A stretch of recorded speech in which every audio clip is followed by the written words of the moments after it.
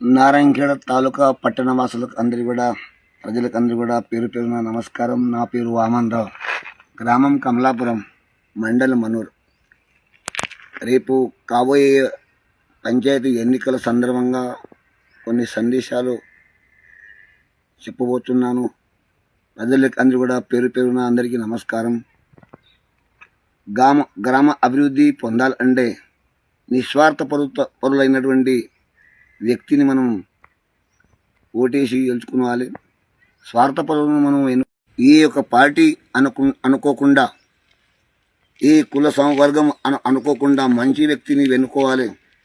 తన గ్రామాన్ని అభివృద్ధి చేసుకోవాలంటే సమాజం పట్ల ఎవరికైతే ప్రేమ ఉన్నదో, సమాజ సేవ చేద్దామని ఎవరికైతే భావన ఉన్నదో, నిస్వార్థపరులు ఉన్నటువంటి వారికి మనం ఓటేసి గెలుచుకోవాలని మీతో మనవి చేస్తున్నాం.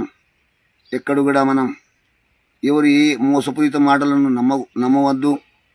మన గ్రామంలో ఉన్నటువంటి వ్యక్తి ఏ విధంగా ఉన్నాడో, ఆయన ఎలాంటి వాడో అందరికీ తెలిసిన విషయమే.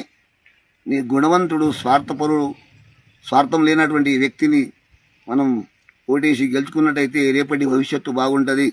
మన గ్రామం అభివృద్ధి జరుగుతుంది. అదే ప్రకారంగా గ్రామం అభివృద్ధి జరిగిందంటే మండలం అభివృద్ధి అవుతుంది. మండలంలో కూడా ఇదే విధంగా అభివృద్ధి పొందింది అంటే తాలూకాలో కూడా మార్పు వస్తుంది. మనం దేశం అభివృద్ధి పొందుతుంది. పూర్వం ఏదైతే కృతాయుగం, త్రేతాయుగం, ద్వాపార యుగంలో ఏదైతే సమాజ సంక్షేమం కొరకు ఒక శక్తి ఉండే, త్రేతాయుగి మంత్రశక్తి, త్రేతాయుగంలో మంత్రశక్తి వల్ల సమాజం అభివృద్ధి పొందినది. కృతాయుగి జ్ఞానశక్తి, కృతాయుగంలో జ్ఞానశక్తి వల్ల సమాజం అభివృద్ధి జరిగినది.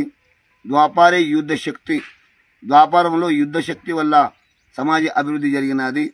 మరి కలియుగి సంఘశక్తి, కలియుగి అంటే సంఘశక్తి అనగా మనం అందరూ సంఘటితం అయి ఎవరి అయితే నిస్వార్థపడున్నారో, సమాజ సేవకు అంకితమై ఉన్నారో వాళ్ళకి వెన్నుకున్నట్టయితే సమాజం అందరూ కూడా అభివృద్ధి పొందుతుంది.